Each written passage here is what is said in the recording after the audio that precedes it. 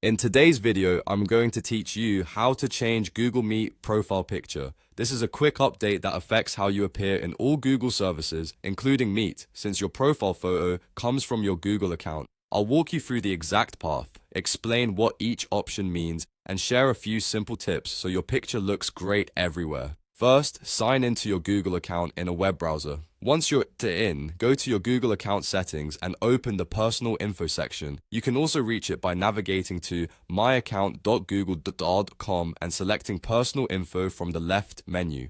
This is the central place where your name, birthday, and profile picture are managed, and anything you change here will sync across Gmail, Google Meet, and other Google apps. Inside personal info, look for the profile picture area and select it. This opens the profile photo editor, which is designed to be quick and straightforward. If you don't see the option right away, give the page a second to load or refresh and try again.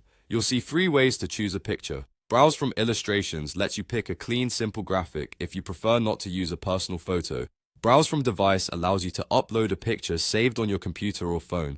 Capture from camera opens your webcam so you can take a fresh photo on the spot. If you're uploading, aim for a clear, well-lit image with your face centered. Square images work best, but the editor will help you crop a rectangular photo into a circle.